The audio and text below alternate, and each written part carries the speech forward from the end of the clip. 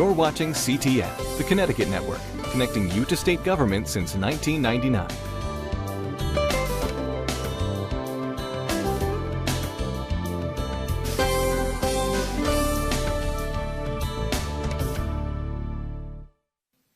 Okay, good evening.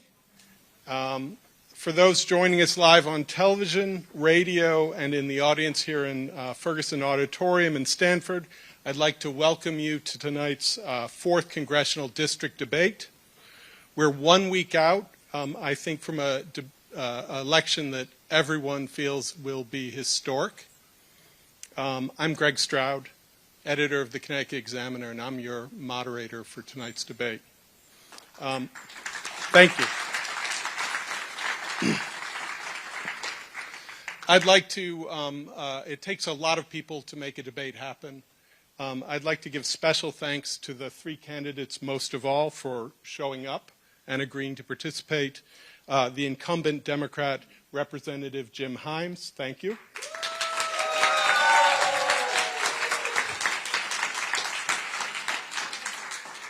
His Republican challenger, Dr. Michael Goldstein, thank you. And independent party candidate Ben Wesley, thank you for attending. I'd also like to thank Chris Vincent and the Ferguson Library for making the auditorium available for tonight's debate, William Bavacqua and CTN for live streaming tonight's debate, Jim Cameron and Darien TV 79 for live streaming tonight's debate, and Alan Lamberti and WICC Radio AM 600 for live streaming tonight's debate. For staffers, I'd like to thank Kate Ryan, Andy Russell, and CT Examiner Associate Editor Amelia Oddie for their work organizing tonight's debate. And finally, I'd like to thank members of the Stamford Police Department who are on hand tonight to help keep us safe. The rules of tonight's debate are familiar. We begin with 2-minute opening statements, starting with the incumbent, Representative Jim Himes. His challengers, Dr. Goldstein, will speak second, and Mr. Wesley will speak third. That order was determined by a coin flip earlier. I will then ask 6 questions, and the candidates will each have 2 minutes to respond in rotating order, followed by a 1-minute rebuttal from the first speaker. The debate will end with 2-minute closing statements in reverse order, with Representative Himes speaking last. For timekeeping, in the cozy chairs, CT Examiner Capitol reporter Robert Starace and Fairfield County reporter Sophia Muche. They have been given yellow and red cards to signal a 15-second warning and then time expiring, the other way around.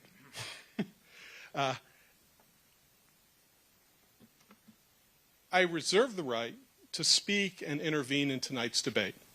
I don't plan to. And I'd prefer to let the candidates debate the issues on their own without interruption. It's part of the reason we added a little extra time for a rebuttal.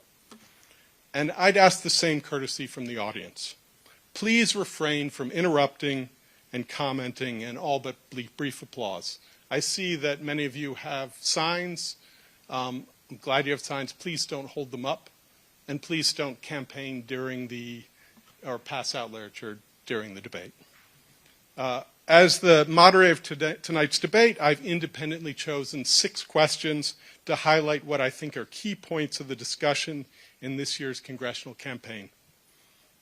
Let's get started. Should we leave our microphones on, or should we just turn them on when we speak? You should leave them on, I think.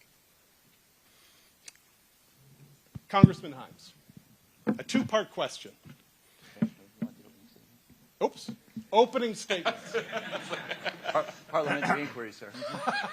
Point of order. Congressman Himes, if you would begin. Thank you, Greg. Jeez, oh man. Thank you, Greg, and thank you, CT Examiner, for sponsoring the debate. It has been my immense privilege to represent this community for a long time now, a superb community. And 1 week from now, you'll all make a choice. You'll choose progress and democracy or decency or not.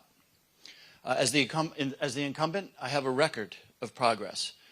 50 million people, Americans, covered with health insurance, 12,000 diabetics in the state of Connecticut who will never pay more than $35 for their insulin, the biggest investment in our infrastructure ever in this country, rebuilding bridges, rebuilding roadways.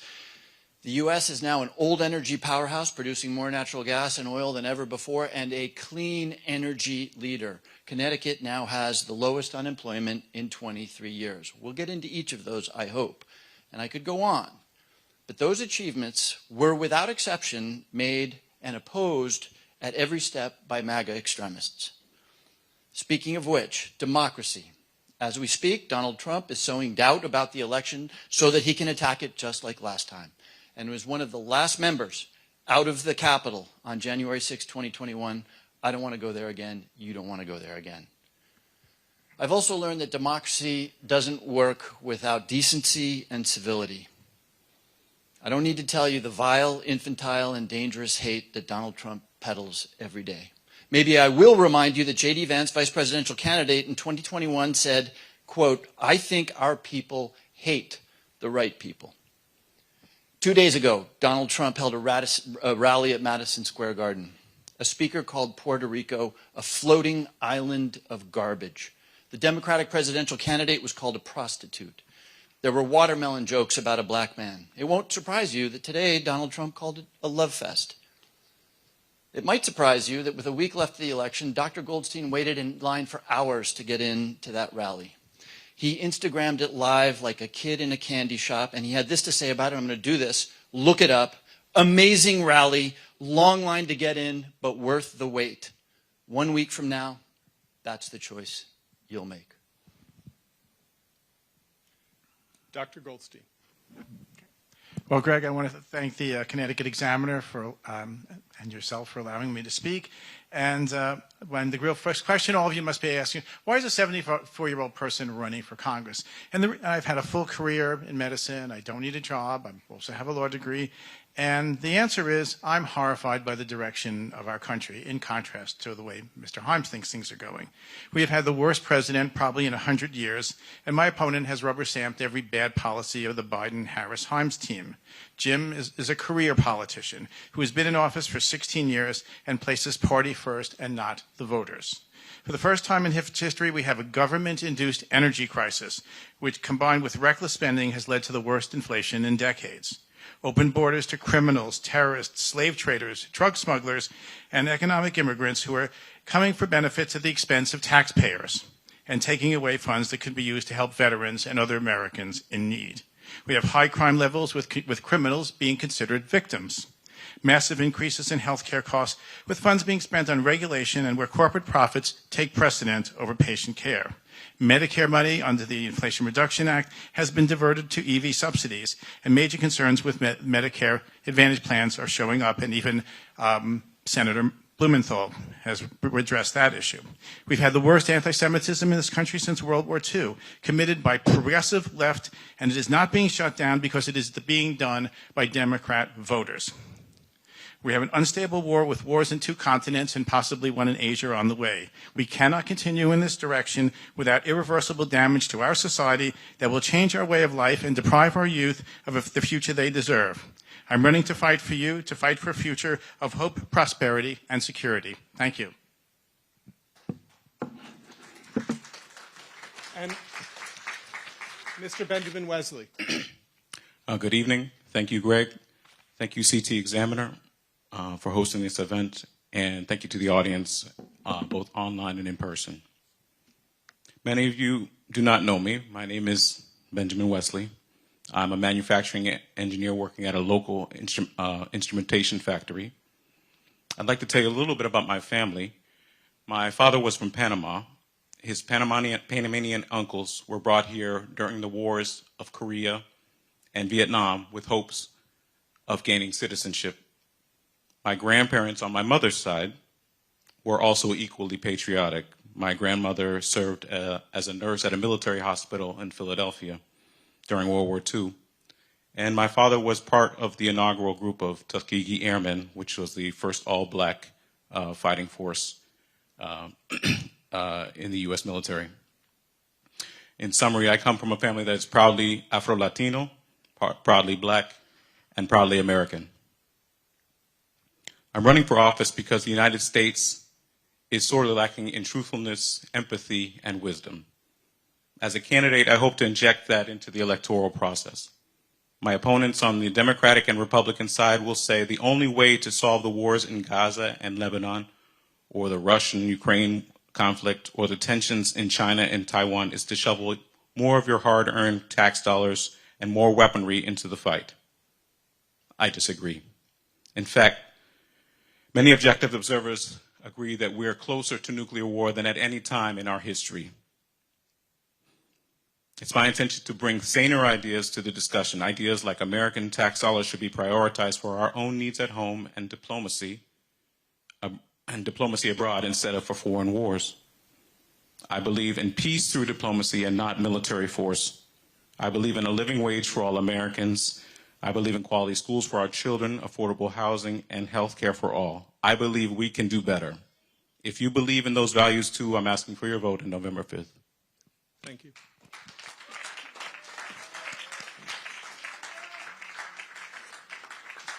So we'll start this again with a two-part question to Congressman Himes. Do you support the state's goal of carbon-neutral electricity by the year 2040? And what will you do in Congress to ensure there is clean, affordable energy for Connecticut residents? So I don't get hung up particularly on 2040, 2050, 2035, but I do think that we know that we must, as a country, migrate away from carbon-based energy to clean, sustainable energy. And the thing is, we can do that. We can do that, and it will produce immense numbers of jobs. And by the way, it's not what will you do, it's what did you do? The Inflation Reduction Act made the biggest investment ever in addressing climate change. So the United States is now the leader on electric batteries. It is now producing more wind and solar power than any other country on the planet. By the way, you know where it's happening? Wind and solar power are being produced in the reddest of states in this country, in Texas and Oklahoma, in Idaho and elsewhere. So this is something that we can win. And I voted for, and we were opposed by every single Republican in the Congress, for the Inflation Reduction Act. Set aside the name, it was the biggest investment we have ever made in making this country not just energy sustainable, but a technological leader, the thing we have always been. And there's a lot of problems with drill, baby, drill. If you believe in climate change, that's not the answer. But why should we let the Taiwanese or the Chinese or the Japanese or the Germans do something that they have never done, which is to lead on technology and the millions of jobs that have been produced? So yes, it's not just what will I do. I will continue to support the vigor of innovation and of companies in this country that will migrate us, whether it's 2040 or 2045 or 2035, to a clean, sustainable, vibrant economy driven by sustainable fuels.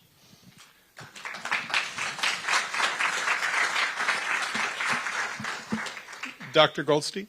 First of all, we do not live in a bubble. And the United States is not the major producer of carbon in this world. In fact, China produces triple the carbon that we do, and their upward slope is incredible, and I would suspect by 2030 they will be producing half the world's carbon. Significant growths in carbon are taking place throughout the third world, and if we don't deal with the third world issue, then whatever we do isn't going to matter that much at all. So, for example, I believe that we should follow the French model. And the French model, 65% of their electricity is generated by nuclear power, which is the cleanest and most reliable source of energy on the planet. And it's 24 hours a day, 7 days a week. Solar is not as reliable, and in fact, one of the largest suppliers of solar panels actually went bankrupt.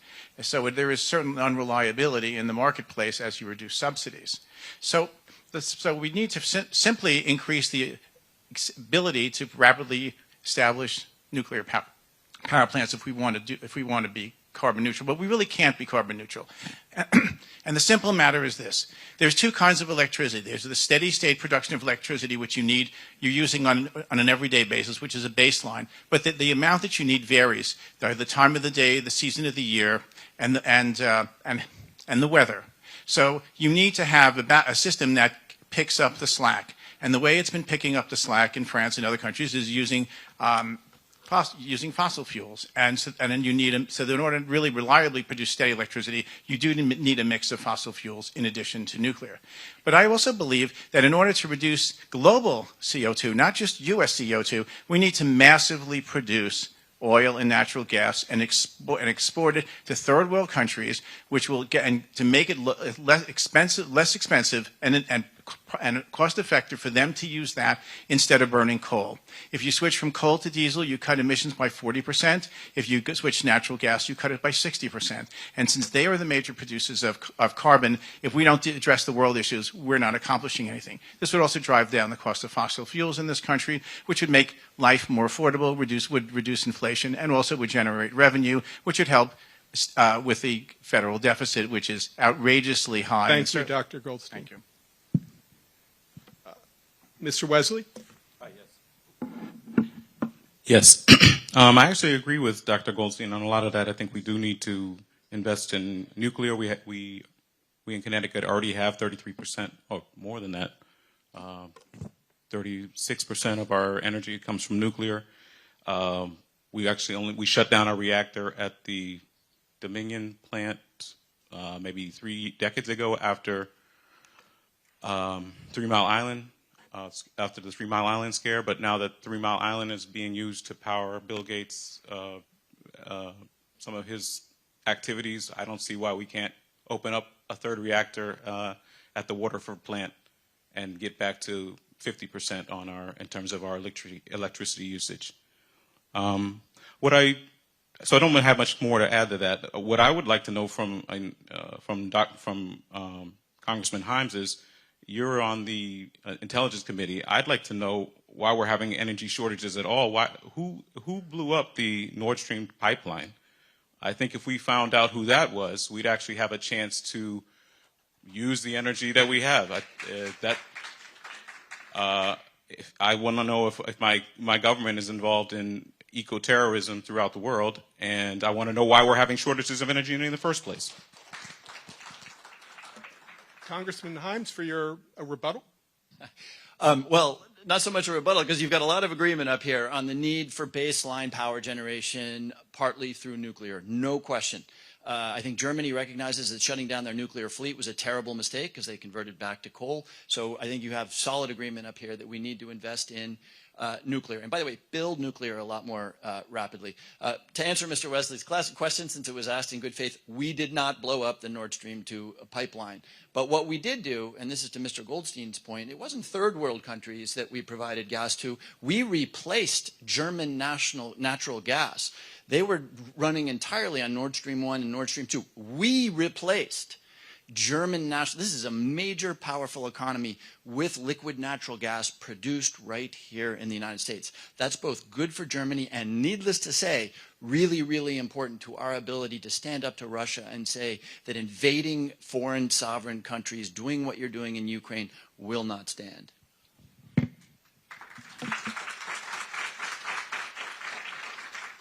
The second question for Dr. Goldstein. The $3.4 trillion tax cuts passed under then-President Donald Trump are scheduled to expire in the year 2025. If elected, how would you respond? So the simple question is, do we keep the taxes low or do we raise taxes, is the basic fundamental question that you're really asking. And in my opinion, keeping taxes low is a way of stimulating the economy. It's a way of generating jobs. And certainly keeping corporate taxes low is a way of keeping businesses in this country and driving new businesses to this country. We need economic growth, and economic growth comes from businesses hiring people, and every person that they hire goes and buys a house or rents an apartment, buys a car frequently, goes to a supermarket, buys food, clothing, and it becomes, and the money gets recycled into the economy. So to me, keeping more money in people's pockets is a very good idea. I think the government is one of the most inefficient spenders of money, and in my experience on the Greenwich RTM, I can tell you, even though we're a relatively efficient town, the way towns spend money is incredibly inefficient. It takes incredibly long, and it's incredibly more expensive than when things are done in the private sector. So I would be in favor of keeping taxes low. I'd be in favor of stimulating the economy. I would incentivize corporations to come here. And I believe that this is the future that we really need as a country with jobs. And once again, if we are exporting more natural gas and oil, we're going to bring oil revenues in, which will help reduce the deficit. And I think that we should, once again, have an alternate revenue stream that way. Thank you.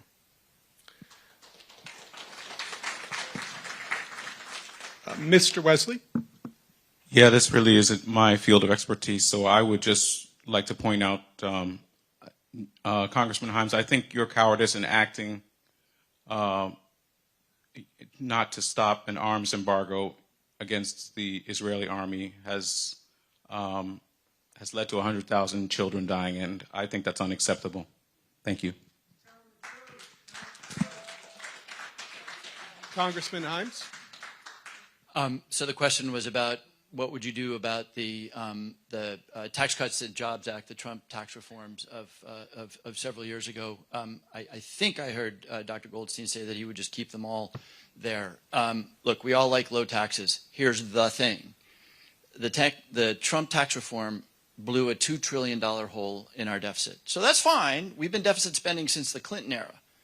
You can say, I want to keep spending, I want to keep deficit spending, but then you better explain to us whether you're going to cut defense, Medicare, or Social Security. Those are the three big things that the federal government spends money on. And don't tell me about foreign affairs or waste, fraud, and abuse. Those things are tiny aspects of the federal budget. So here's my answer.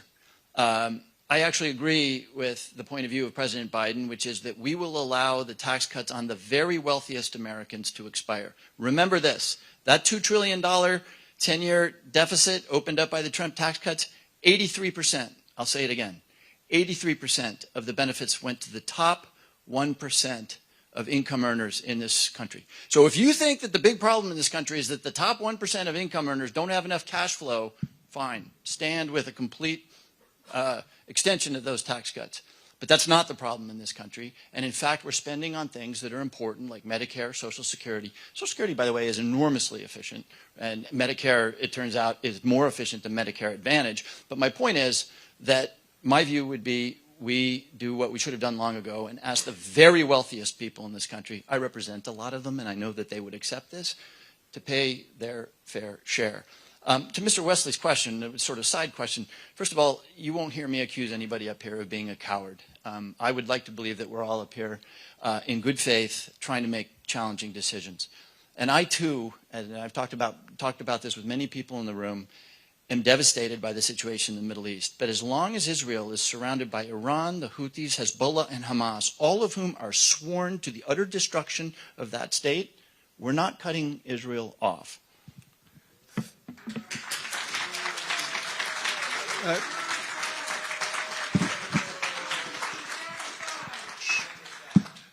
Dr. Goldstein, for your rebuttal.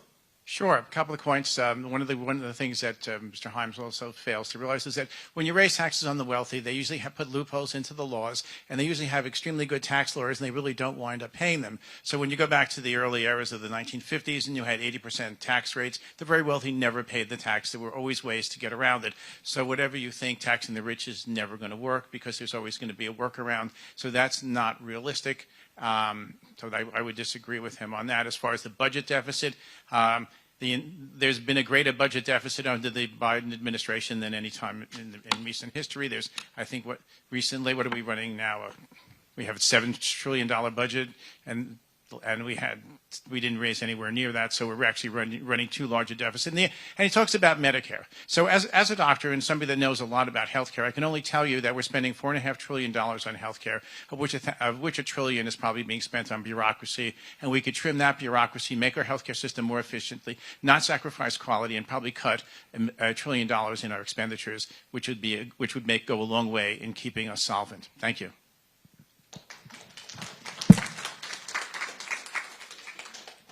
Mr. Wesley, how should the United States address the ongoing conflict between Israelis and Palestinians?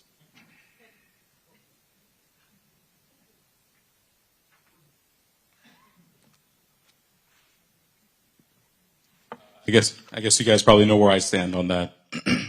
We should stop sending the weapons and demand an immediate ceasefire.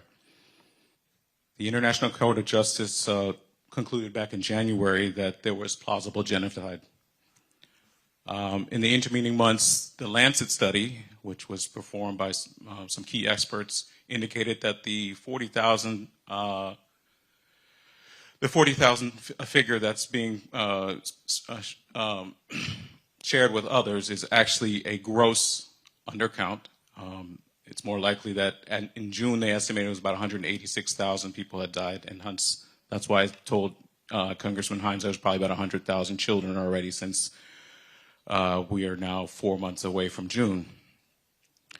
But I think the most pressing, the most decisive testimony comes from a Jewish doctor named Dr. Perlmutter, who spent a couple of weeks in Gaza in the spring, and his personal experience, he saw multiple children coming into the hospital ward with gunshot wounds. And when I say multiple, he said usually he worked around 15 kids a day, of whom 10 would die on the spot, and maybe 5 would get at least some care and then die eventually.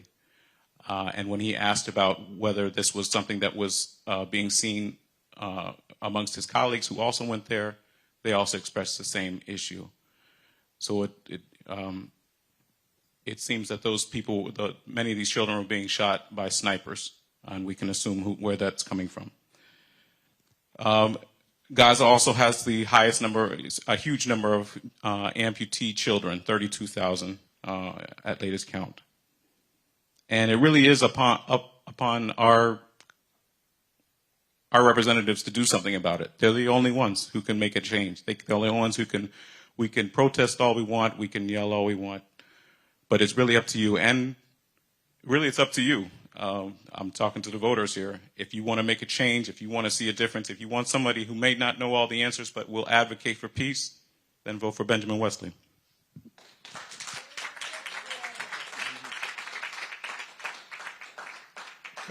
Congressman?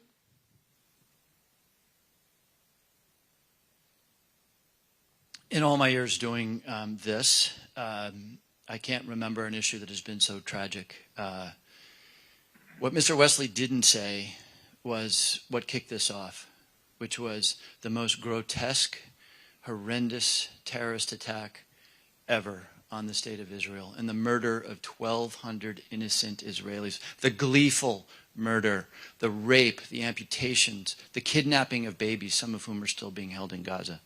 So yes, Israel has a right to defend itself, and it has a right to defend itself not just from the monsters of Hamas, but from Hezbollah and the Houthis and Iran, as I said before, all of whom are pledged to the destruction of our democratic ally in the Middle East, Israel. It is also true that how Israel defends itself is very, very important. No American should ever abide by the United States military violating the the laws of armed conflict. And I have not missed an opportunity to tell the Israeli ambassador, Israeli generals, and the Israeli prime minister that they have to do two things. Number one, conduct this war with far more attention to the humanitarian situation in Gaza, with far more attention to preserving innocent lives. And remember, without in any way being unsympathetic to the brutality that has been visited on the children and the innocents of Gaza, Hamas does that deliberately. The other thing that I tell the Israelis they must do is put forward a vision. Hamas is a god-awful group of terrorist monsters, but they're the only vision for an angry young Palestinian man right now. It is up to the Prime Minister and others and the United States to say, here is the vision of a Palestine living side by side with Israel. The two-state solution has no currency today, and you understand why. But that is the future, and that's what the Israelis must do. So it is true that Israel has a right to defend itself, and it is true that how they do that matters profoundly to them, to us, and to the world, and to their legacy.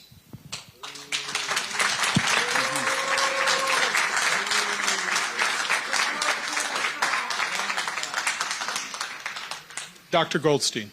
I agree with a lot of what Congressman Himes says about the brutality of what's going on, and certainly as a son-in-law of Holocaust survivors, one of whom fought in the underground and actually dug a bullet out of his leg, and my mother-in-law who was in a concentration camp, I can assure you that the Jewish people are not going to go to their death without a fight. And Mr. Wesley is proposing something that will lead to the extermination of the Jews of Israel. And that, to me, is completely unacceptable. And that's something that I will fight for as vigorously as possible. Hamas went in like barbarians. They didn't enter a country because they wanted to fight a war. They went in just to murder, nothing else. They used their own people as human shields. And when the bullets come, the Hamas people hide in the tunnels and they leave their people out. They put them in front of hospitals as human shields. They put them in front of schools. They put them in front of mosques. And by the way, 75% of the people in Gaza support massacring every single Jew in the state of Israel. That is part of their charter. They are part of the Muslim Brotherhood, which since the 1920s have had one goal, but to kill every Jew in Israel. And to leave them unarmed, and you're not going to turn Israel into the Warsaw Ghetto, where Jews, defenseless Jews, with using Molotov cocktails and killing themselves just to fight back. It's not happening again. It happened once. It's never going to happen again. And and I will tell you that now. So good luck with putting my people at risk of being exterminated. So, and by the way, you can be the biggest anti-Semite in the world, but the only reliable ally we have in the Middle East against our biggest enemy is Iran. And anybody with half a brain knows you strengthen your allies who have common enemies. And anybody that doesn't believe that has very poor strategic analysis. Thank you.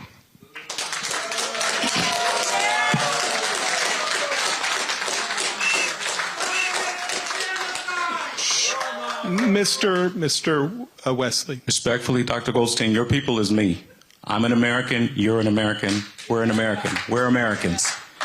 And our critique is not of these Jewish people, our critique is of a state called Israel.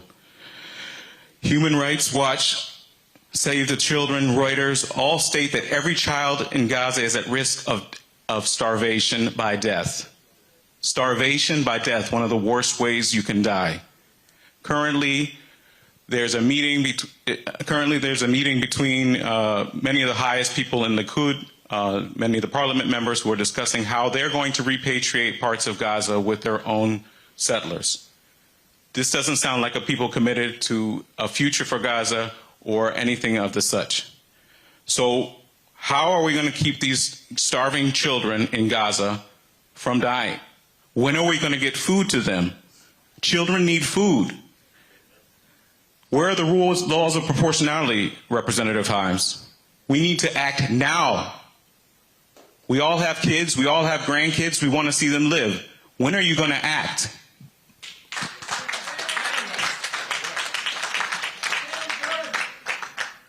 The next question is back to Congressman Himes.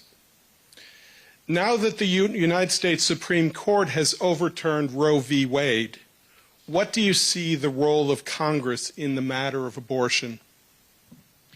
I don't need 2 minutes on this. The role of the United States Congress is to pass a national right for women everywhere in Connecticut and Massachusetts and Mississippi and Alabama to make the most personal decision a woman will ever make, which is to control her own reproductive destiny. This is not a states' rights issue. In this country, we say certain rights are so sacred, the right to associate, to freedom of expression, the right to bear arms, which I take an oath to every 2 years. We say that these things are so important that states don't get to decide. Name for me a right more intimate, more subject to the calculation of a woman and her doctor than the decision as to whether to advance a presidency. That is a basic right. The United States Congress, if I have anything to do with, will pass a national right for women to make their own reproductive decisions. Now, states' rights, which you're going to hear a lot about tonight. States' rights, first of all, that was used to justify slavery in the 1860s. And by the way, I have respect for people who oppose abortion. I understand that. But because it is so controversial, no one, certainly no one wearing a tie, gets to tell women what they can do in Mississippi. There are now more abortions happening in the states that have outlawed abortion, and there's something else happening. The other thing that's happening is Amber Thurman. Amber Thurman is a 28-year-old mother of a 6-year-old boy who took an abortion pill, as she was entitled to do, and she developed a rare and unusual infection. She went to the hospital in Georgia, and because undertaking the procedure, which is routine to save her life, is a felony in the state of Georgia, the doctors and the lawyers, not the woman and her doctor, the doctors and the lawyers tried to figure out if they could save this woman's life. 20 hours go by, and Amber Thurman dies on an operating table in the state of Georgia, exercising its state's rights. No way.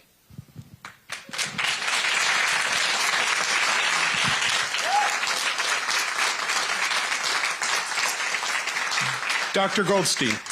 Well, first of all, I would like to disagree with the Congressman regarding what Mr. Himes is sort of saying is that the right to an abortion is part of a fundamental right protected by the Constitution of the United States. Yet the Supreme Court has specifically said it's not a fundamental right. And the only way that you can make it a fundamental right is to actually pass a constitutional amendment. Other than that, it really becomes a states' right issue, whether you like it or not. And reality is that lots of powers rest in the states, and we certainly don't want people in Wyoming telling us how to live, and we certainly don't want to tell people in Wyoming how to live. And the reality is that each state should vote, and there should be referendums in each state with regards to abortion. I think that this particular state is a wonderful state. I think in this state, the decision has been made that abortions are perfectly legal, and the reality is that it is also a low-volume procedure, with approximately 1,000 abortions being performed every month in this state, of which 650 are chemical abortions. So this is not a commonly done procedure. And with specific respect to this woman who's died, having done a general internship before I became an ophthalmologist, actually delivered about 100 babies and worked in a GYN emergency room where I actually did DNCs, and they're very simple procedures to do. Yeah, I was an intern. I could learn after doing like a couple of them. It's not real hard. And I think that the reality is that the fact that this woman did not get it, I think is immoral. I think it's malpractice. And I think all of those people should have the living daylight sued out of them. And I think that that kind of stuff is unacceptable. And I think that the health of a mother is paramount to any and all leads. And I do believe that the health of a mother is a fundamental right. And I believe that those people did violate that woman's constitutional rights. With regard to the safety of women, there was a bill called the Violence Against Women by Illegal Aliens Act, which Mr. Himes actually voted against. And that would immediately deport and make them unable to return any illegal alien who committed violent crimes and sexual abuse against women or children. And Mr. Himes voted against it. So protecting women doesn't only mean protecting women's rights to abortions, but it's also protecting women's rights to live peacefully and not be murdered, killed, or raped by somebody that is here illegally. Thank you.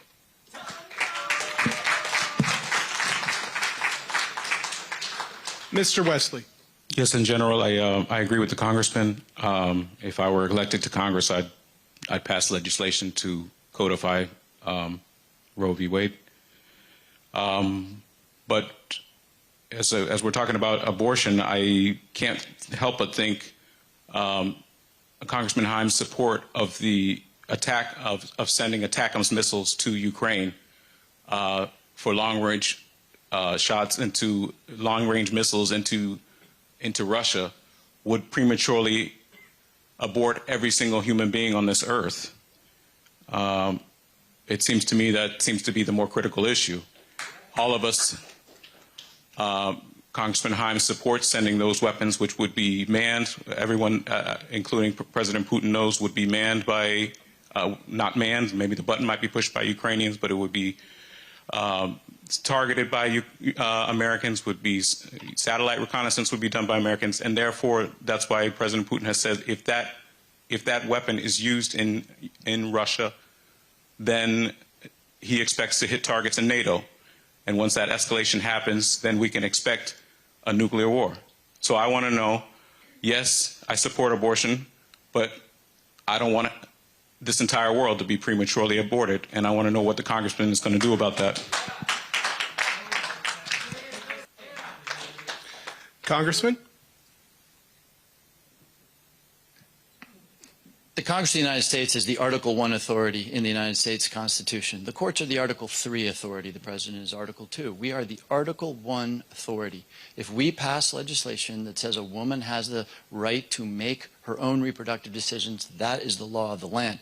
I, too, am an institutionalist, but Dr. Goldstein is sort of a little bit of a Supreme Court worshiper. I'm an institutionalist. The Supreme Court in Dred Scott said that a black American was worth 3/5 of a white American. The Supreme Court in the Korematsu decision said it was okay to intern Americans because they had Japanese bloodline. This is a problem that we can fix. And no, I'm not, though I will rise to the debate of Dr. Goldstein's Constitution. We have something called the Fifth Amendment, which guarantees everybody on this soil the right to due process. You don't get to be arrested. If you're accused of a crime, you get tried. The bill that Dr. Goldstein is referring to, if you were a green card holder, a non-citizen, or an undocumented alien, no due process, shipped out of the country. That is unconstitutional.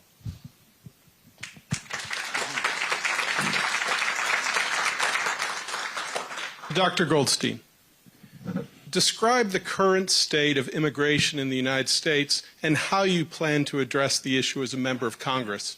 Okay. Well, sure. First, getting quick reference to Mr. Himes' bill. The bill requires actually conviction, not just being charged. But let's go on. Immigration, we have had essentially the most bizarre thing happening in our country under Mr. Himes' bosses, the Biden administration, where they've just opened the border and this has become a free-for-all, and somewhere between 10 and 20 million people have come in. Mixed in among that includes terrorists, drug smugglers, gang members, people that engage in different types of human and child trafficking, which are essentially slave traders, and certainly I would like to hope that no one in this room is a supporter of slave trades. And plus we have what we would classify as economic refugees, which probably makes up the bulk of them. But the point is that this society doesn't we're a society of law, and there's no country in the world that has an open border like this. My younger son, who's worked in about 5 different countries, every single country he needed a visa, he had to go through a process. People that come here legally have to go through extensive immigration processes, yet people that come here illegally don't. It's as if we're actually rewarding lawless behavior, which to me makes no sense. And we're also financially rewarding people for coming here illegally, which only incentivizes more people to come. And this is all at the taxpayer's expense. And for example, 5% of the state of Connecticut's budget, 5% of the state of New York's budget is going to fund illegal aliens. And then, of course, in New York City, where there's data which we don't have in Connecticut, another 5% of their budget is going to fund illegals. So this is a huge economic cost. Remember, we're talking about education, we're talking about medical care, we're talking about everything that goes along with it. So this is a huge expense. And with the gangs that we have coming in, one of them is Tren de Arroyo, which is a Venezuelan gang which has been wreaking havoc throughout different parts of the country, and they have actually come to Connecticut where they have murdered somebody in cold blood in Stanford with a bullet to the head. And if you believe that we should have having criminals into this country that are illegal aliens, I think we have to be absolutely insane to do that. And I think that we must immediately get rid of every single criminal in this that has come here illegally. Every single drug dealer, every single terrorist, and anyone who is potentially representative of foreign nationals who could actually be spies or potential saboteurs against our country. Thank you. Thank you. Mr. Wesley.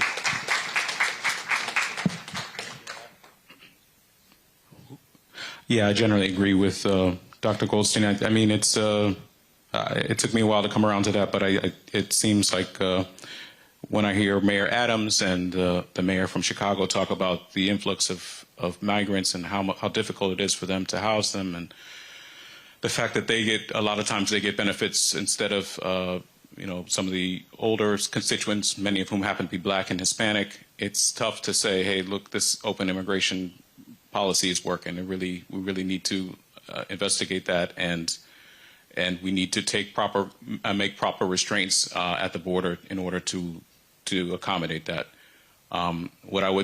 The other thing, but if I were in Congress, I would probably vote for a bill like that increased border security. I would want to have that happen in conjunction with reliefs of sanctions. I think it's difficult for us to look and say, hey, we got all these Venezuelan migrants here, and we're busy sanctioning Venezuela to death.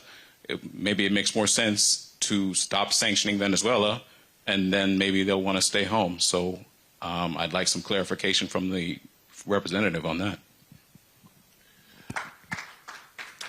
Congressman Himes. So a country needs secure borders. I've been critical of the Biden administration because too many people have flowed illegally across our borders. This is not a new problem. It happened under Donald Trump as well. Donald Trump made the decision to criminalize that, and as a result, we were watching children separated from their parents at the border. Most Americans weren't comfortable with that. This is not a new problem. If we're going to solve it, yes, we're going to have a stronger border. We're going to have more border patrol. We're going to have more judges to adjudicate cases of people seeking asylum. Most people seeking asylum are actually economic migrants. We're going to get at the underlying conditions. As Mr. Wiley said, we are going to do more to stop the brutal violence in Central America that leads a mother to put their 7-year-old child in the hands of coyotes to get them to the United States for the hope of a better life. And we're going to crack down on the employers who hire people who are not entitled to work here. The really bizarre thing, two really bizarre things, is that we made real progress in this Congress with Senator Chris Murphy of Connecticut, one of the more liberal senators in the Senate, and Jim Lankford of Oklahoma, probably the most conservative senator of the United States, agreeing to a compromise, which pleased almost no one. It would have been opposed by MAGA, it would have been opposed by progressive Democrats, but it would have done those things, and Donald Trump said, no, do not do it. I want to run on this problem, not solve it. So it's there for the taking. We saw this in 2013 as well, by the way. The Senate passed with 68 votes a bill that would have done all that. John Boehner chose not to bring it up in the House because they wanted to run on the issue. So Republicans don't get to lecture me, and Dr. Goldstein doesn't get to lecture me. Dr. Goldstein got famous in 2022 because he moved thousands of truckloads of dirty fill onto his property to build a swimming pool. He violated federal law, state law, and municipal law. Unless he can guarantee to us that the hundreds of people who worked on his property and his swimming pool, that none of them were undocumented, I really don't want to hear about the undocumented from Dr. Goldstein.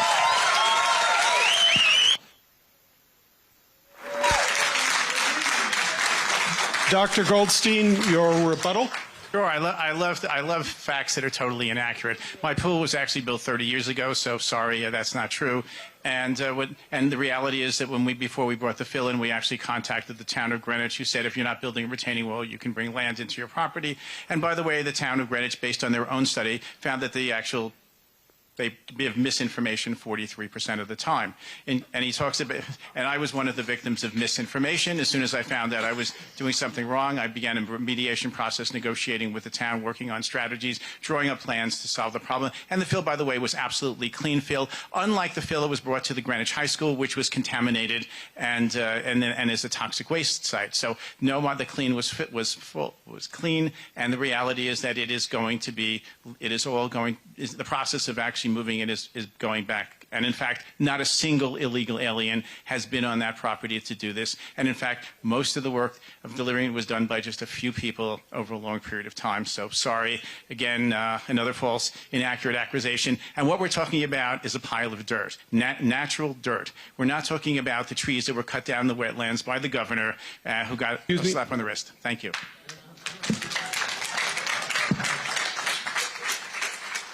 Mr. Wesley. Please. Mr. Wesley, is there a federal role for ensuring affordable housing for Fairfield County residents?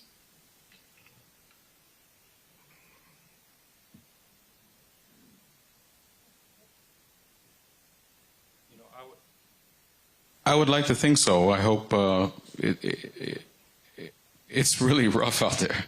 One of my colleagues just went through looking for an apartment for herself and had the most difficult time. I think we're coming in around $2,700 for a multi-room rental here in Fairfield County. So it's really rough out there. I think the main thing is we're not building houses here in Connecticut right now, and we have to make more of an effort in order to do that. But if it were me, I'd be an hour in Congress. I'd be looking for any way I could do it. I know Congressman Himes has some history in housing, so I'm hoping if he's reelected, then maybe he'll look into it, because we really need some help out there. Congressman Himes. Is there a federal role for ensuring affordable housing for Fairfield County residents? Yeah, there should be. And the reason I say there should be is that if you talk to business leaders or young people trying to move into our communities, they will tell you two things. The infrastructure, the traffic is really, really rough. I talked before about the hundreds of billions of dollars that we are investing in our infrastructure. It's not going to happen overnight, but as we speak, we're addressing that issue. Housing is the other one. We can look at models of who's doing it right. Stanford is doing it right. Stanford has grown thousands of units. By the way, it needs thousands of more units. Even Darien, which is a very different community than Stanford is. Darien is a small town, a little bit more attuned to not becoming an urban center. Darien has built dozens and dozens of units of affordable housing. The federal government can help in that through programs like the low-income housing tax credit, which is targeted at the poorest Americans. It helps build buildings that we have learned should not be just about lower-income Americans. These are mixed-income, mixed-use developments that create vibrant neighborhoods.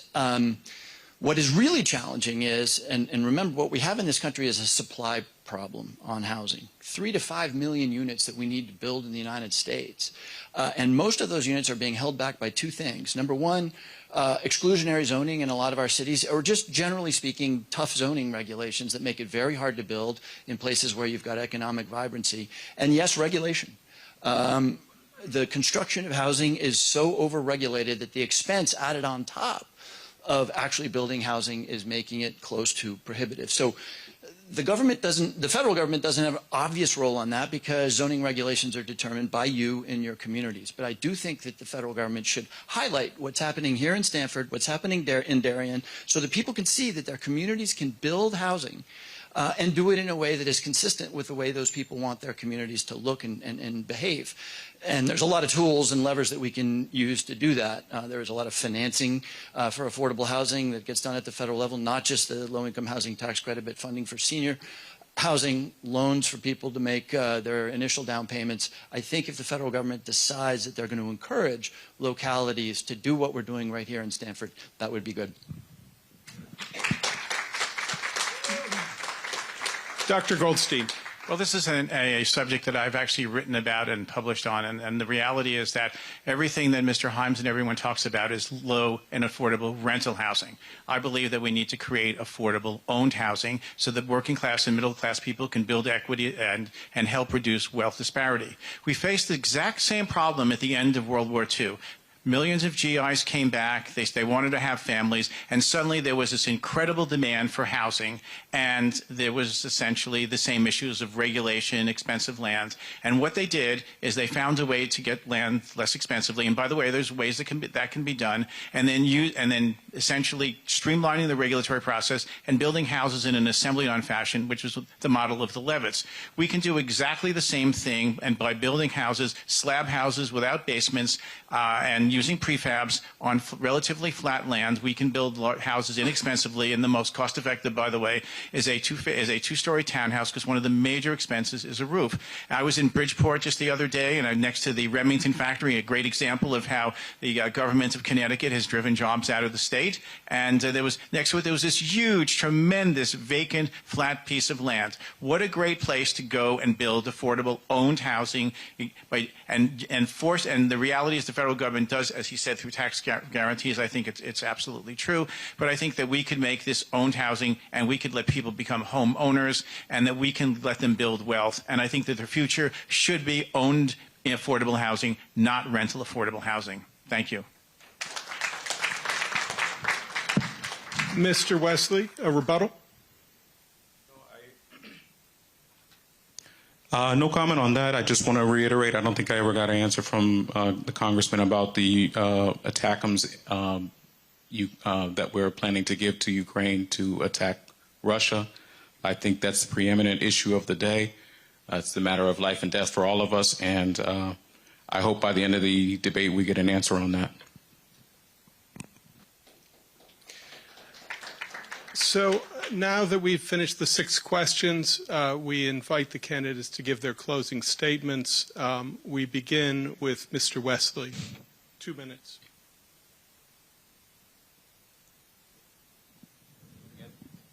Again, thanks for inviting me to this debate. It was, I really enjoyed being able to express my ideas and have a good joust about the various plans for the various candidates.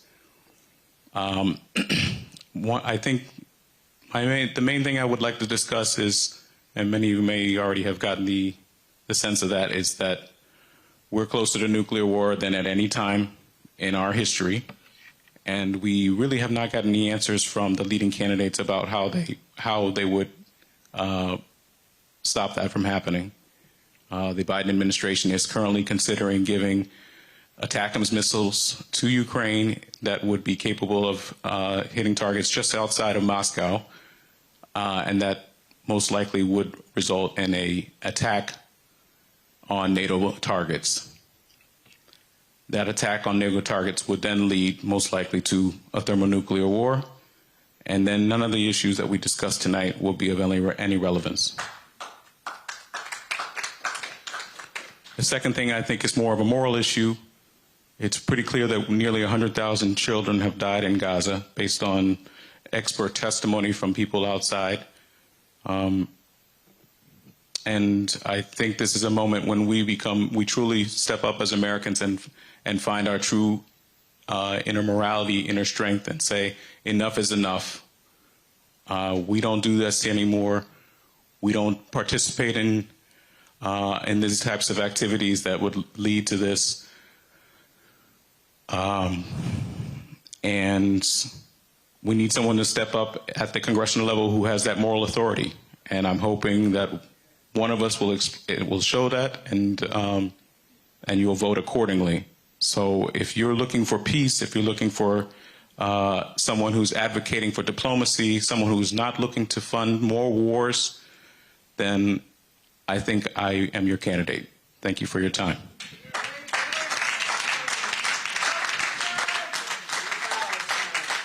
Dr. Goldstein. I also want to thank everyone for giving me the opportunity to speak to you this evening. Obviously, you're hearing very different opinions about a lot of different things. Just to rebut some of Mr. Wesley's comments, the 100,000 numbers are not true. Only 20% of the people that are killed are not Hamas sympathizers or members of Hamas. The United Nations Relief Organization has Hamas in it. Al Jazeera had Hamas in it. The entities that he's talking about are incredibly biased, so the facts are not true as he's presenting them. But let's go forward to the real issues. The choice in this country is where we're going. Are we going to follow the Harris-Himes role of transitioning our country from a constitutional republic with a constitution, Bill of Rights, and amendments, and free enterprise economy to a government that works for people, to a socialist economy with greater government regulations, higher taxes, higher government, more bureaucrats, destructive green energy policies, crime, no border, crowded roads, no control over your children's lives, declining roles of America in the world, and increased global power in the dictators of China, Russia, and Iran. The better choice is a free market economy with lower taxes, smaller government, massive oil and natural gas production and exports to third world countries to lower domestic energy prices, reduce carbon throughout the world. And it would be my honor to serve you as a congressman working toward fixing the mistakes of the past 4 years. We are really at a crossroads here in this country, and we have to decide which way to go. Now, Mr. Himes, in his past, has become an expert on the Sandinistas, and roughly 6%, by the way, of the population of Nicaragua now has immigrated to the United States. And he glorified that regime, which was an oppressive Marxist dictatorship. And I think that that's something of his past that we all need to take into consideration as the Harris administration, if they're elected, wants to transition our country in a similar direction. And I think that that is a crucial issue. Are we going to have a democracy, or are we going to lose it? And I think that our democracy is at risk, and I think that we need to stand up and fight for a democracy where people count, where people's vote counts, and where our Constitution is not just a piece of paper that can be broken apart bit by bit. And I'd be very much honored to represent you in Congress to fight for the Constitution of the United States and the rights of every citizen, regardless of race, religion, creed, natural origin, sexual orientation, or gender, to live in a free society where no one will persecute you, no one will discriminate against you, and no one will deprive you of your rights. Thank you.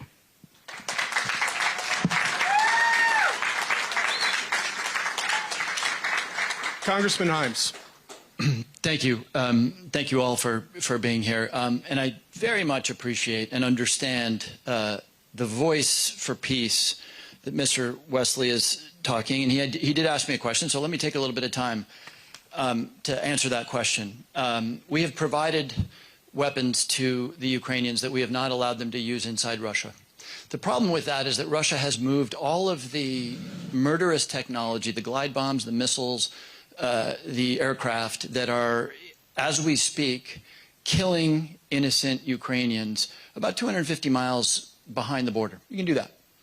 So I have been adamant, here's the answer to your question, Mr. Wesley, I have been adamant that we need to give the Ukrainians the authorities and the tools, not just to fight to a standstill, but to win. And so, yes, I absolutely support providing them the authority to use the ATACMS to go after military targets, not Moscow, but military targets. Here's why.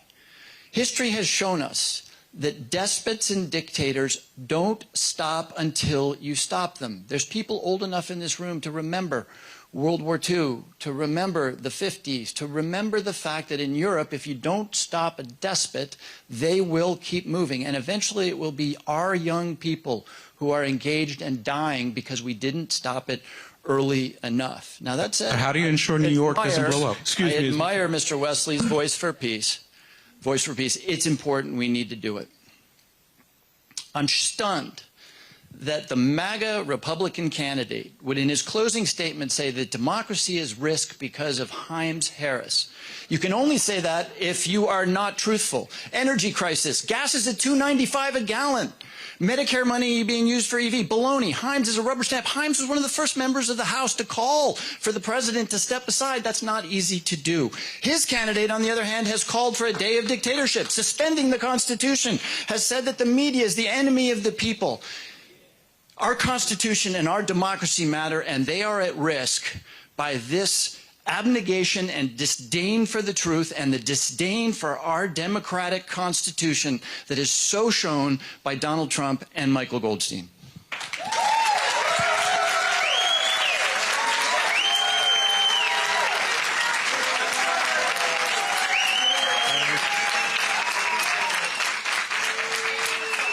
I'd like to, that wraps up the debate, and I would like to thank the three candidates for coming out, for running, which is anyone that will run for public office these days. I think it's a thankless task, an important one. And I appreciate you all for the substantive debate and the civil debate. And I hope that everyone out in the audience will go out and vote for whoever you want to vote for. Just go out and vote, participate in democracy, run for local government, because that's how things get better. And for tonight's debate, it will be archived on CTN online. You can find that copy. You can cut out your piece of text or video that you want and share it online. And thank you for turning out.